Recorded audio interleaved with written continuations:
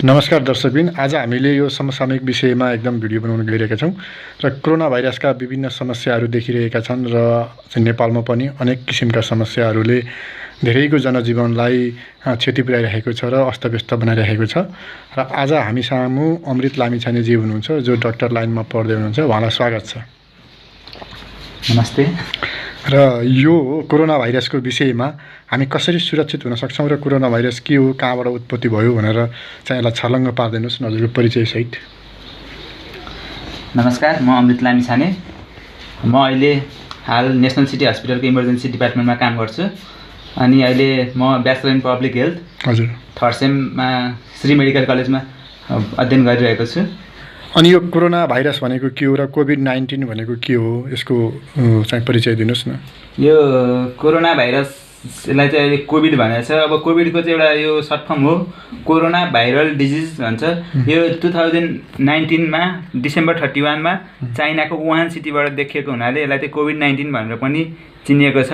यो चाहिँ जस्तै अब मेनली यसको चाहिँ मेन रेस्पिरेटरी ट्र्याक, श्वास प्रश्वास नलीमा यसले मेन हार्म गर्छ, जसले गर्दा सास फेर्न गाह्रो गराउने गर्छ, जसलाई चाहिँ सर्टनेस अफ ब्रेथ पनि भनिन्छ मेडिकल टर्मबाट। हजुर। अनि त्यही नै हो। अब अहिले यो एकदम जल्दो बल्दो समस्या देखेको छ अहिलेको वर्ल्डभरि नै। पहिला एपिडेमिक रूपमा महामारी देखिए पनि अहिले पेन्डेमिक भइसकेको छ, वर्ल्ड वाइडभरि नै छरिसकेको छ। अहिलेको कन्टेक्स्टमा धेरै मान्छेहरूले ज्यान गुमाइसकेका छन्। अनि यो भाइरसले चाहिँ अब सबैलाई समस्या पारिरहेको अवस्था छ र यो अवस्थामा कसरी हामी चाहिँ सचेत भएर त्योबाट चाहिँ जोगिन सक्छौँ, कस्ता कस्ता उपायहरू अपनायौँ भने जोगिन सक्छौँ त? अब उपायको लागि त हामीले अब नेपाल सरकारले लकडाउन गरिसकेको छ। जे भए पनि लकडाउन टाइममै भएको छ। सकेसम्म यो डिजिज ट्रान्समिट नहोस्, नफैलियोस् धेरैमा भनेर नै चाँडै नै लकडाउन गरेको हो। यसको प्रतिफल पनि राम्रै छ। मान्छेहरू हिँड्न आवत जावत एकदम कम भइरहेको छ। एकदम इमर्जेन्सी कन्डिसनमा मात्र हिँड्न पाइन्छ। यसले गर्दाखेरि जुन ट्रान्समिसन अफ डिजिज भन्छ त्यो चेनलाई चाहिँ जब डिजिज पेन्डेमिक इपिडेमिक हुन्छ, एउटा मेन सोर्स भनेको चाहिँ त्यो चेन अफ डिजिजलाई चाहिँ ब्रेक गर्ने हो। यो चाहिँ एउटा मेन उसमा पर्छ, डिजिज ब्रेक गर्नलाई चाहिँ यो एउटा राम्रो स्ट्राटेजी छ। अब यसलाई चाहिँ नेपाल सरकारले अब सक्छ कि सक्दैन, अब मान्छेहरूलाई इमर्जेन्सी कन्डिसनमा अब कसरी फुलफिल गराउन सक्छ, खाद्यान्नहरू अब मानिसहरू बाँच्नलाई अब के गर्न सक्छ। अब जे पनि गाह्रो छ अहिलेको कन्टेक्स्टमा। अब इटलीमा हामीले हेर्न सकिन्छ यही लकडाउन नगरेकै कारणले त्यस्तो असर गरेको छ। अब नेपालले चाहिँ अब लकडाउन चाहिँ चाँडै नै गरेको हो। अब यति लकडाउन गर्दा पनि 5-6 जनामा देखिसकेको छ भने अब यतिकैमा रोकिन सक्यो भने चाहिँ ठिकै छ, नत्र चाहिँ यो लकडाउनलाई कायमै राख्नुपर्ने हुन्छ। लकडाउनमा बसेका व्यक्तिहरूले के कुरामा सावधान अपनाउनुपर्छ, घर परिवारमा कसरी बस्नुपर्छ, छरछिमेकमा कसरी बस्नुपर्छ, घर चाहिँ के कस्ता उपायहरू त्यहाँभित्र पनि अपनाइयो भने हामी पुरै रूपमा सुरक्षित हुन सकौँला? अब लकडाउनमा त हामीले अब आफ्नो परिवारसँग त घुलमिल भइरहेको छ। सकेसम्म परिवारसँग पनि घुलमिल नहुने, 6 फिटको डिस्टेन्स मेन्टेन गर्ने भनिन्छ परिवारहरूसँग पनि। अब तर सकेसम्म बाहिरी मान्छेहरूसँग कन्टामिनेन्ट अब नभेट्ने, तिनीहरूसँग कनेक्ट नहुने सकेसम्म। अनि अब ह्यान्ड वासिङ, अब हात धुने, सेनिटाइजरहरू युज गर्ने, बाहिर अब कतै हिँड्न पऱ्यो भने मास्क लगाउने भन्ने कुरा त छ। तर सकेसम्म चाहिँ अब नहिँड्दा नै राम्रो। अब सकेसम्म अरू बाहिरी मान्छेहरूसँग पनि नभेट्दा हुन्छ। अहिले यतिखेर अहिले यहाँ स्टे सेफ एट होम भनेर भनिन्छ, यो एकदम राम्रो कुरा हो। अनि हामीले एउटा स्लोगन पनि आएको छ, जबसम्म तपाईँ बाहिर जानुहुन्न तबसम्म कोरोना भाइरस तपाईँ घर छिर्दैन। यो साँच्चीकै राम्रो कुरा हो। तपाईँसँग अहिले केही छैन, बाहिर गएर आउनु बित्तिकै यो कोरोना भाइरस तपाईँ सँगसँगै आएको पनि हुनसक्छ।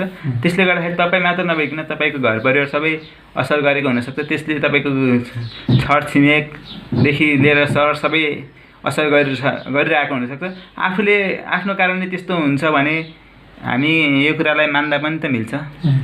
अनि कोरोना भाइरस जब लगाइसकेपछि यसको लक्षणहरू कसरी देखा पर्छ र कसैलाई देखा नपर्ने, कसैलाई पर्ने, फेरि त्यो मान्छेले पनि सार्ने कुराहरू छन्, यसलाई प्रष्ट पारिदिनुहोस् न, मान्छेहरूलाई अझै बुझ्न चाहिँ अझै सजिलो होला कि।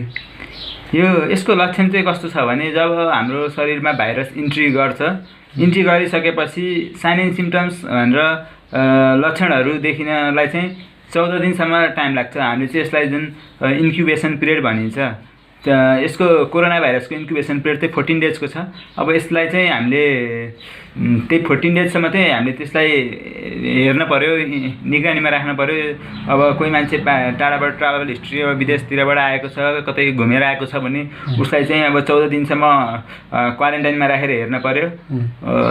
त्यसरी हेर्दाखेरि उसँग चाहिँ कुनै त्यस्तो सिम्टम्सहरू देखिएन, लक्षणहरू जस्तै रुगाखोकी लाग्ने, ज्वरो आउने, ज्वरो पनि हाई ग्रेड फिभर भनिन्छ, जसमा चाहिँ मोर देन 100 डिग्री फरेनहाइट भन्ने कुरा छ। त्यस्तो ज्वरोहरू देखिएन 14 दिनसम्म पनि भन्यो भने चाहिँ छैन भन्ने बुझिन्छ। यदि त्यो भित्रमा ज्वरोहरू देखियो, त्यो भयो भने त्यो जस्तै सास फेर्न गाह्रो हुने, छातीको एक्सरे हेर्दाखेरि चाहिँ निमोनिया जस्तो देखिने हुन्छ, छाती खराब जस्तो देखिन्छ। त्यसले गर्दाखेरि चाहिँ हामीले सचेत हुनुपर्छ। उहाँ त्यस्तो मान्छे कोही तपाईँको समुदायमा हुनुहुन्छ भने उहाँलाई चाँडोभन्दा चाँडो आइसोलेसनमा छुट्याएर राख्नुपर्ने हुनसक्छ। उहाँलाई चाहिँ अब कोरोनाको अब कोभिड-19 को टेस्ट चाहिँ जतिसक्दो चाँडो गर्नुपर्ने हुन्छ। यो भाइरस हाम्रो फोक्सोमा छिरेपछि खास कसरी असर पार्छ होला थाहा भए अनुसारको?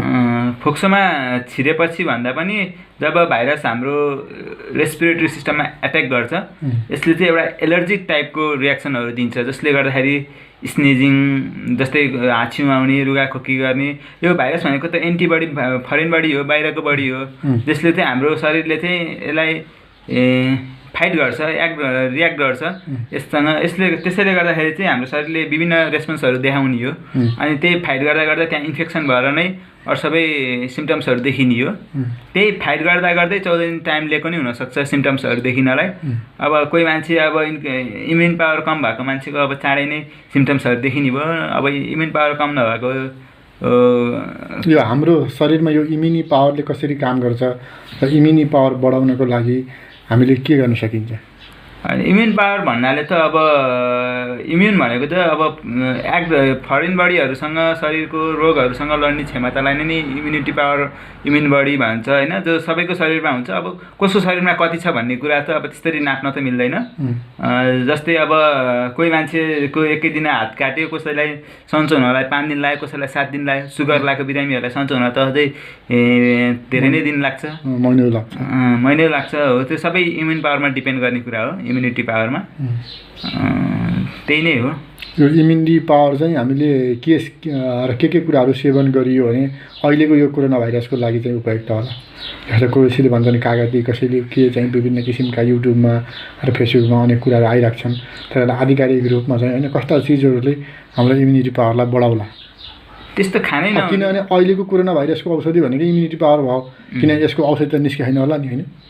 यसको औषधि त अब निस्केको छैन। यसलाई चाहिँ हामीले अब सिम्प्टोमेटिक ट्रिटमेन्ट गर्ने भनिन्छ। अब जस्तै सिम्प्टोमेटिक ट्रिटमेन्ट भन्नाले जस्तै अब त्यसलाई अब आयो, बिरामी आयो, एन्टिभाइरल ड्रगहरू चलाइरहेको हुन्छ। अनि सिम्टम्स अनुसार अब जो मान्छेलाई सास फेर्न गाह्रो भएको छ उसलाई सास फेर्न मात्र सजिलो गराइदिने, अक्सिजन लगाएर हुन्छ कि इन्क्युबेट गरेर हुन्छ कि भेन्टिलेटरमा राखेर हुन्छ कि उसलाई सास मात्र फेर्न सजिलो गराइदिने हो। उसलाई ICU care, intensive care unit care चाहिन्छ भन्छ। अब नेपालमा त अब अरू त्यस्तो डेभलप कन्ट्री इटली भनेको वर्ल्डकै सेकेन्ड हेल्थ केयर सिस्टममा सेकेन्ड हो ऱ्याङ्किङ सिस्टममा, जबकि नेपालको 168 पोजिसन छ। सेकेन्ड पोजिसनको हालत त त्यस्तो छ, नेपालको झन् कस्तो हुन्छ होला। यो त्यो कम्पेयर गर्न डराएर नै नेपालले लकडाउन गरेको हुनसक्छ। यो कम्पेयर हामीले त सोच्नै सकिन्न कि यो भयो भने के गर्ने भनेर। चाँडै नै अब लकडाउन चाहिँ भएको छ। छिमेकी राष्ट्र चीन भए पनि अब यो चाहिँ अब उता बाहिर फैलिसक्यो। अहिलेसम्म त कन्ट्रोल भइरहेको, अहिलेसम्म त ठिकै छ, धान्न सकिने स्थितिमा छ। अनि यो कोरोना लागेका चाहिँ जुन व्यक्तिहरू छन् तिनलाई चेक गर्नको लागि डक्टर चाहियो। अनि डक्टरको लागि एप्रोनहरू, यस्ता विविध सुविधाहरू जो चाहिँ फेरि त्यो डक्टरलाई पनि नसरोस् भन्नको लागि कि हाम्रो नेपालमा कतिको सुविधाहरू छन्? अब नेपालमा त यो डक्टरहरूलाई नसर्नलाई चाहिँ अब हामीले पिपिई भनेर भनिन्छ, पर्सनल प्रोटेक्टिभ इक्विपमेन्ट भनेर। त्यसमा चाहिँ अब गाउनहरू पर्छ, जुन बिरामी चेक गर्दाखेरि लाउने गाउन, ग्लोभ्स, अनि त्यसपछि गगल्सहरू पर्छ, मास्क पनि N95 भनिन्छ। अब यो चाहिँ अब नेपाल सरकारले अहिलेसम्म त्यो सरकारी हस्पिटलहरूमा जुन त्यसमा चाहिँ छ भन्ने कुरा छ, बिरामी हेर्दाखेरि छ। अब म त सरकारीको छैन, के छ, म सरकारीमा काम गर्दिनँ, अब कस्तो छ के छ अलि थाहा भएन। प्राइभेट हस्पिटलहरूमा चाहिँ यसमा छैन, सायद प्राइभेट हस्पिटलमा यही पिपी नभएर पनि हामीले देख्नमा आएको छ नि, चाइनातिर चाहिँ अमेरिकातिर एकदम सुट बुट पुरै अन्तरिक्षमा जाने जस्तै चाहिँ एप्रोनहरू लगाइराखेको छ। त्यो हाम्रो नेपालमा त्यस्तो छ कि छैन डाक्टरहरूलाई? नेपालमा अब त्यस्तो चाइनाको इटालीको जस्तै त नहोला, तर त्यो भाइरससँग चाहिँ जोगिने खालको चाहिँ छ भन्छन् उनीहरूले पनि। त्यो त हुनै पर्यो न त, फेरि कसरी चाहिँ फेरि होइन उपचार गर्ने हुन्छ। र अब हजुरको चाहिँ विचारमा अब अघि भन्नुभयो हजुरले सरकारले योबाट बच्नको लागि लकडाउन तयारी गर्यो, लकडाउनमा राख्यो र तुरुन्तै यसको चाहिँ काम गरिरहेको छ भन्ने छ। र अब यसपछि अब सरकारले अब जनताको सुख सुविधाको लागि र समस्याको चाहिँ निराकरण गर्नको लागि अझै के गर्यो भने होइन, हजुरको विचारमा अझै चाहिँ के गर्यो भने के सल्लाह दिन चाहनुहुन्छ अझै हामी सबै चाहिँ जनमानसलाई र प्लस सरकारलाई के गरियो भने अझै सहज होला? अझ अब सरकारले लकडाउन त गरियो हजुर, र प्रश्न चाहिँ अझ के गरियो त्यो मनमा खड्किन्छ नि त। हजुर नै लकडाउनमै बस्नु भएको होइन, अब के भइदियो भने अझ चाहिँ ऊ होला भन्ने कुरो छ। सरकारले पर्याप्त मात्रामा सरकारले लकडाउन गरे पश्चात चाहिँ पर्याप्त मात्रामा चाहिँ कोभिड-19 कोरोनाको टेस्ट चाहिँ गर्नुपर्ने हुन्छ। अब नेपालमा त अहिलेसम्म खासै टेस्टै भएको छैन, म्याक्सिमम् 1000 को पनि टेस्ट भएको छैन भने अब कसरी हुन्छ त नि? अब नेपालमा छैन भनेर कसरी भन्न सकिन्छ त नि? गर्न पर्यो नि, नेपालले टेस्ट गर्नु पर्यो। 2000 पहिलाको यो लगत्तैको जनगणनाले चाहिँ नेपालको पपुलेसन 2,64,94,504 छ भनेर जनाउँछ भने अब इभन 1000 पिपुलकोमा पनि भएको छैन भने त कसरी भन्न सकिन्छ त नि छैन भनेर त? अब यहाँ भएर मान्छेहरू अहिले इन्क्युबेसन पिरियडमा भएर एकैचोटि देखिन पनि सक्ने हुन्छ। त्यसैले अब यसको लागि चाहिँ ट्याकल गर्न चाहिँ एकदम स्ट्रेटेजी गराउनुपर्छ नेपाल गभर्मेन्टले पनि, स्पेसली हेल्थ मिनिस्टरहरूले, विज्ञहरू, उहाँ एक्सपर्टहरू हुनुहुन्छ, उहाँहरूले चाहिँ अब सोच्नु भएको होला। यसकै लागि अब प्लानिङ भइरहेको छ होला। हुन त अहिले एउटा सबै प्रदेशमा किटहरू पुर्याउने, टेस्ट किटहरू पुर्याउने भन्ने कुरा भइरहेको छ। अब किट भनेको के हो? यो किट भनेको त्यो जुन डिएनए आरएनए त्यो ब्लड स्याम्पलबाट हेरिने, पिसिआर पोलिमर चेन्ज रियाक्सन भन्ने जुन ब्लडबाट हेरिन्छ, त्यसको लागि चाहिँ त्यो किट चाहिन्छ। त्यही ब्लड त्यो स्याम्पलहरू त्यहाँबाट निकालेर भन्ने, अब त्यही हेर्नलाई चाहिने किट हो। अब सर्टकटमा अब हजुरले चाहिँ अब हामीलाई धेरै ज्ञान दिनुभयो होइन, हाम्रो दर्शकबिनलाई पनि। अब सर्टकटमा हजुरले हामी सबैलाई, जनतालाईदेखि लिएर सरकार सबैलाई चाहिँ के सुझाव दिन चाहनुहुन्छ? अब सरकारहरूलाई त जनताहरूलाई चाहिँ अब के भन्न चाहन्छु भने, प्लिज म के भन्न चाहन्छु भने तपाईँहरू आफ्नो घरमा बसिदिनुहोस्। अहिले छरछिमेक साथीभाइ भेट्ने टाइम होइन, अहिलेको टाइम भनेको तपाईँ आफ्नो घरमा बसेर आफूले के गर्न सकिन्छ आफूले गर्यो, आफूले लगातार 3 जना अरूहरूलाई पनि 3-4 जना आफूले जति सकिन्छ साथीहरूलाई घरमै बस्न आग्रह गर्नुहोस्, नभेट्नुहोस् कसैलाई। अहिले लकडाउनको पालना गर्नुहोस्, नियमित रूपमा हात धुनुहोस्, अब ह्यान्ड सेनिटाइजर प्रयोग गर्नुहोस्।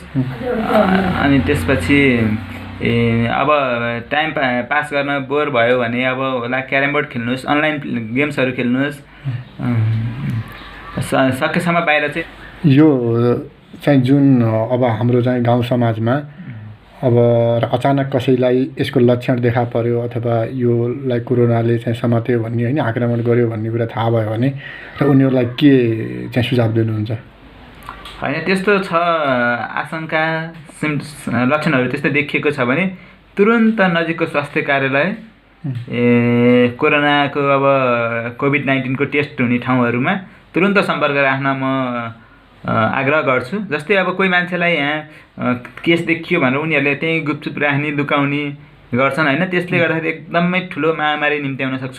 के छ, बरु आफ्नो कसै अब आफ्नो इच्छा हो, कसैले आफ्नो पब्लिसिटी भएको हेर्न चाहन्छन्, कसैले चाहन्नन् होइन। तर पब्लिसिटी गरिदियो भने चाहिँ त्यहाँको समुदायहरूलाई पनि सचेत रहनलाई चाहिँ एउटा प्रेरणा, सचेत रहनलाई एउटा डर हुन्थ्यो। प्रेरणा भन्दा नि आमा त्यहाँ त त्यो उसलाई त लाएको रहेछ त्यतातिरको भन्ने हुन्थ्यो। त्यसले गर्दा उसलाई नेगेटिभ असर परे पनि मान्छेहरूले दुर्व्यवहार पनि गर्छन् अहिले अब यहाँका मान्छेहरूले। यसले चाहिँ दुर्व्यवहार नगर्ने, आफू चाहिँ सचेत हुनलाई चाहिँ सहयोग गर्छ। अब र अन्तिममा चाहिँ मैले सोध्न बाँकी रहेको र हजुरले मनमा चाहिँ भन्न बाँकी रहेका कुरा केही छन् भने भनिदिनुहोस्।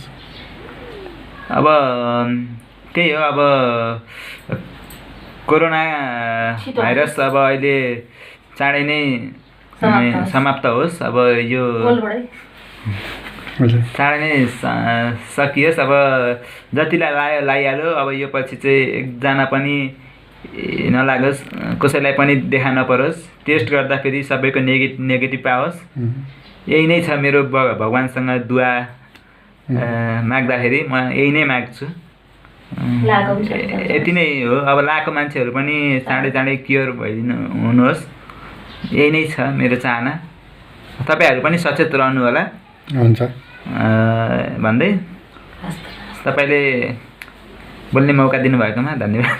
र हुन्छ, हजुरले आज हामीलाई विविध चाहिँ विषयमा आफूले जाने बुझेका सबै कुराहरू प्रष्ट पार्नुभयो र यसको लागि तपाईँलाई चाहिँ धेरै धेरै धन्यवाद। र हाम्रो यतिन्जेल च्यानल हेर्नुभएका दर्शकहरूलाई, भिडियो हेर्नुभएका दर्शकहरूलाई पनि धेरै धेरै धन्यवाद। र सब्सक्राइब गर्नुहोला, कमेन्ट गर्नुहोला, लाइक गर्नुहोला, सेयर गर्न नबिर्सिनुहोला। हामी यस्ता विविध चाहिँ नेपालमा आइरहेका समस्याहरू, विविध किसिमका चाहिँ प्रब्लमहरूलाई हामीले ल्याइरहनेछौँ र अगाडि चाहिँ हामीले यसको प्रब्लमलाई सल्भ गर्नेछौँ भन्दै हामी यो भिडियोलाई अहिले यहीँ बन्द गर्छौँ र अर्को नेक्स्ट भिडियोको लागि हाम्रो च्यानललाई सब्सक्राइब गर्नुहोला। हस्, धन्यवाद।